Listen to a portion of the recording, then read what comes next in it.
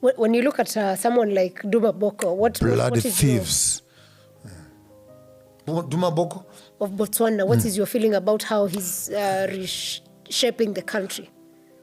A young man full of vision, a professional lawyer. Yes. And I think he has put his finger on the pulse.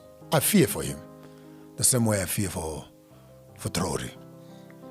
He's walking into a pool where De Beers, the biggest diamond miners in the world, who actually developed the Kimberley certificate, they're in Botswana. They are the ones who are responsible for removing Masisi and putting him into power. Now he's in power and he has turned against the very same system. I fear for his life.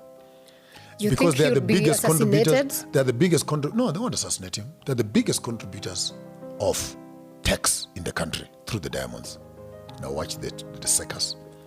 So when Masisi was being chased out of office, they declared losses on their diamonds. We're not making money. So no And tax collapsed. Civil servants were not paid. There was a revolt. People pushed Masisi out of office. Duma came in.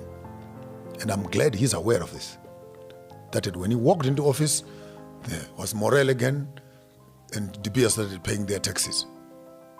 2 weeks ago, he came up talking again and says, you cannot tell us that you have no money. Yet machines are rolling. Diamonds are moving out of the country. Yeah. And someone is sleeping on the job. So he's beginning to really tinker where it is itching. And I hope that the nation, particularly the neighboring nations, will begin to look into that, not only to support him in terms of diamonds, but Botswana needed to start diversifying its economy. I'm looking at the agricultural space and farming, cattle ranching, beautiful space. I'm also looking at their tourism and create a multifaceted sort of economy so that the collapse of the diamonds does not mean the collapse of the whole country. But now the biggest economy has been on the mining sector. So I think the diversification and the plurality of their economy would actually give them a better voice. And that creates new millionaires. Yeah. That creates new entrepreneurs. That creates new industries. That creates new employment. So it's a whole value chain recreation of wealth creation and tax increment that talks to the GDP.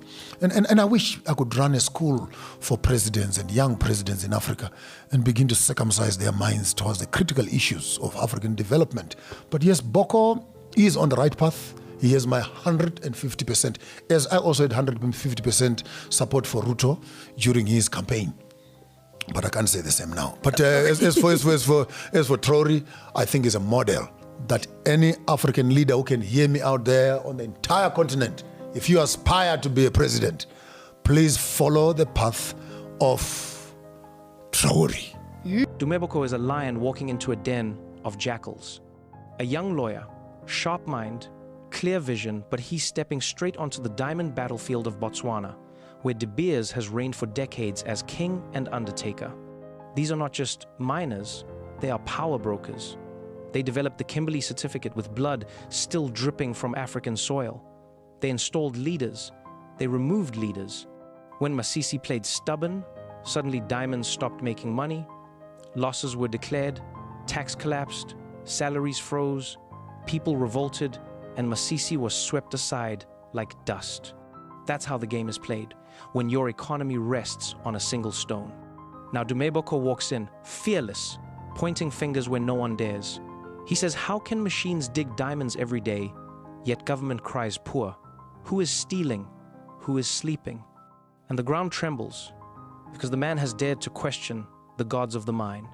But here's the truth, Botswana will die if it stays chained to diamonds alone. Diversify or perish. Agriculture, cattle ranching, tourism, manufacturing, build industries that multiply wealth and free the nation from the chokehold of one commodity.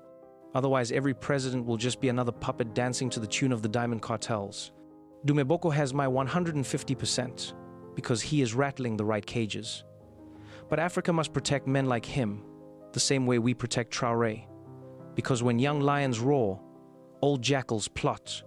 And if Botswana dares to follow his path, then maybe, just maybe, the continent will finally learn how to turn resources into sovereignty, not slavery.